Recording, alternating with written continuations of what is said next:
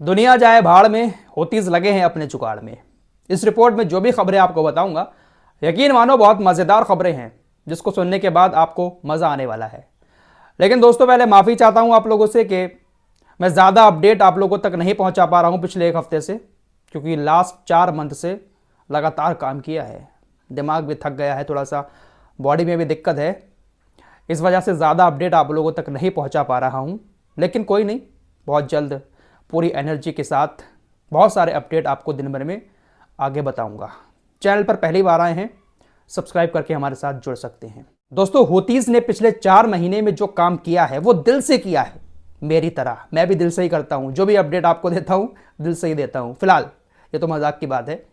हौतीस ने 4 महीने में फिलिस्तीन के लिए सबसे ज्यादा काम किया है, क्योंकि हौतीस फॉर्मेलिटी नहीं कर रहे हैं मुसलमानों को खुश करने के लिए, दुनिया को दिखाने के लिए।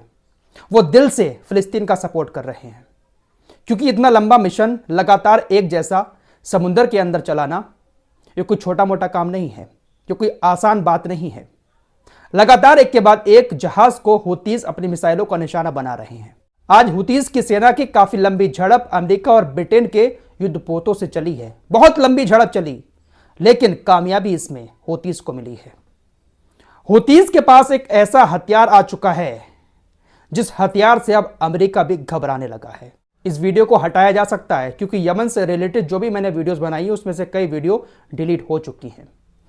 अभी कुछ देर पहले एक लंबा मिशन हौतीस की सेना ने लाल सागर में चलाया, जिसमें ब्रिटेन के एक बहुत बड़े कार्गो जहाज को मार गिराया। ब्रिटेन का एक मालवाहक जहाज जिसका नाम रूबी मार है, हौतीस ने टारगेट करके इस जहाज पर एंटीशिप बैलिस्टिक मिसाइल से हमला किया, और हमला इतना खतरनाक था कि यह जहाज पूरी तरह से क्षतिग्रस्त हो चुका है और अब डूबने की कगार पर है।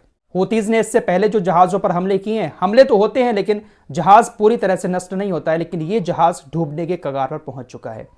यह बात खुद अमेरिकी सेंटकॉम ने भी एक्सेप्ट कर ली है, याह्या सारी ने भी इस बारे में बता दिया है, साथ ही साथ ब्रिटेन की तरफ से भी बता दिया गया है। हौतीस ने जिस जहाज को टारगेट किया, जिस पर हमला किया, वो जहाज अमोनिया लेकर जा रहा था और ब्रिटेन का जहाज था। बहुत बड़ा नुकसान हुआ है, डूबने की कगार पर है। अगर यह जहाज डूब जाता है तो अरबों रुपए का नुकसान ब्रिटेन को हो सकता है। फिलहाल हौतीस के पास अब समुद्री ड्रोन आ चुके हैं। जी हां, खुद अमेरिकी सेंटकॉम ने चिंता जाहिर करते हुए दुनिया को यह बताया है कि हौतीस के पास अब समुद्री ड्रोन भी मौजूद हैं, और ये जो समुद्री ड्रोन हैं वो हमारे युद्धपोतों के नीचे घूम रहे हैं। बहुत ज्यादा खतरा पैदा हो चुका है लाल सागर के अंदर अमेरिका और ब्रिटेन के युद्धपोतों को। और यह भी दावा किया है अमेरिकी सेंटकॉम ने कि हमने आज एक समुद्री ड्रोन को मार भी गिराया। अमेरिकी सेंटकॉम ने बताया कि हमने आज 5 हमले किए हौतीस की मिसाइलों को रोकने के लिए, हौतीस के ड्रोन को रोकने के लिए। ये जो समुद्री ड्रोन है इसका नाम है UUV।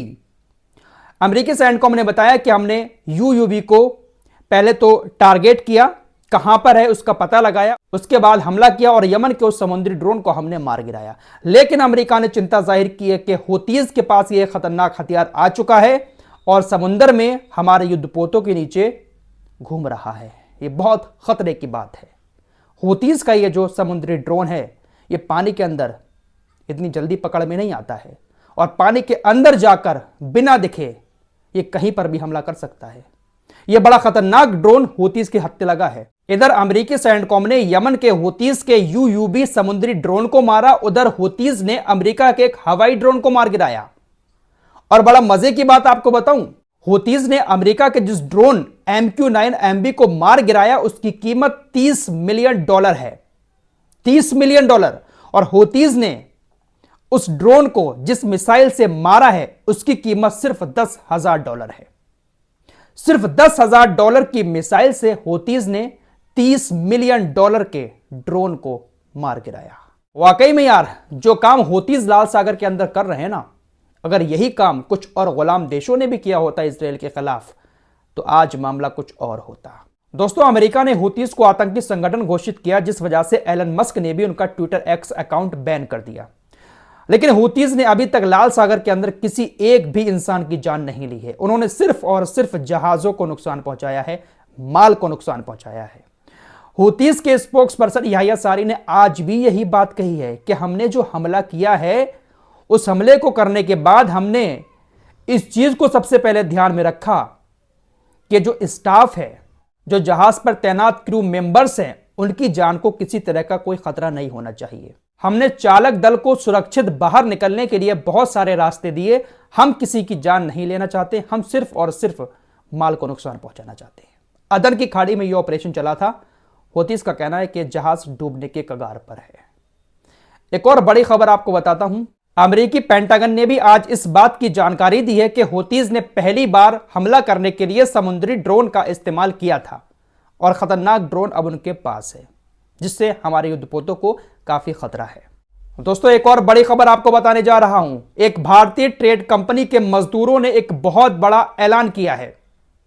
समुद्र के अंदर जो जहाज आते हैं, उन जहाजों में जो मजदूर सामान लोड करते हैं या जहाजों से सामान उतारते हैं, उन सभी मजदूरों ने एक बड़ा ऐलान कर दिया है और तकरीबन 3 से 4 हजार ये मजदूर हैं। उन्होंने कहा है कि हम इजराइल के किसी भी जहाज में हथियार या उससे रिलेटेड कोई भी सामान ना तो लोड करेंगे और ना ही जहाज से उतारेंगे। यह बहुत बड़ी खबर है। भारतीय ट्रेड कंपनी और उसके भारतीय मजदूर इस बात का ऐलान कर रहे हैं कि हम किसी भी हथियार से भरा हुआ शिपमेंट ना तो लोड करेंगे जहाज में और ना ही जहाज से उतारेंगे, क्योंकि इजराइल इन सारे हथियारों का इस्तेमाल गाजा के अंदर महिलाओं और बच्चों को मारने के लिए कर रहा है। इसलिए हम इजराइल के लिए यह काम नहीं करेंगे। बहुत बड़ा फैसला भारतीय मजदूरों ने लिया है। इजराइल के किसी भी जहाज पर वो सामान ना तो रखेंगे और ना ही उतारेंगे। सैल्यूट है ऐसी सोच को। दोस्तों, 2 दिन पहले ऑस्ट्रेलिया, कनाडा और न्यूजीलैंड, इन तीनों देशों ने संयुक्त बयान जारी करते हुए रफा पर हमले न करने का आह्वान इजराइल से किया था। लेकिन आज नेतन्याहू ने साफ शब्दों में कह दिया कि हम ऑस्ट्रेलिया, कनाडा और न्यूजीलैंड के उस बयान को नहीं मानेंगे, हम रफा पर हमले जारी रखेंगे। यह बंदा किसी भी देश की इज्जत नहीं करता है, किसी भी देश की बात नहीं मानता है, ना ही किसी अदालत की बात मानता है। या तो ये सिर्फ दिखावा करते हैं देश जो बयान जारी करते रहते हैं और अंदर अंदर पूरा सपोर्ट इजराइल को इनका रहता है। सिर्फ दिखावे के तौर पर लोगों की नजर में अच्छा बनने के लिए इस तरह के ये लोग बयान देते रहते हैं। डोनाल्ड ट्रंप का बयान आया है। डोनाल्ड ट्रंप ने कहा है कि जो बाइडेन अमेरिकी इतिहास के सबसे बेवकूफ राष्ट्रपति हैं। रूस के राष्ट्रपति व्लादिमीर पुतिन ने कहा है कि गाजा के लोगों की मदद करना हमारा पाकीज़ा फर्ज है। सऊदी अरब का बयान आया है कि इजराइल जब तक फिलिस्तीन को अलग राज्य का दर्जा देकर यरूशलेम को फिलिस्तीन की राजधानी नहीं बनने देता है, तब तक हम इजराइल के साथ नॉर्मलाइजेशन नहीं करेंगे। उधर ईरान अपने सबसे एडवांस एंटी एयर सिस्टम को सीरिया और लेबनान के बॉर्डर पर ट्रांसफर करने की योजना बना रहा है। वहां पर तैनात करेगा अपने सबसे एडवांस एंटी एयर सिस्टम को। फिलहाल इस वक्त के ये कुछ लेटेस्ट अपडेट थे जो आपके सामने रखे। मिलते हैं कुछ और नए खबरों के साथ, तब तक के लिए अपना ख्याल रखिए। अल्लाह हाफिज।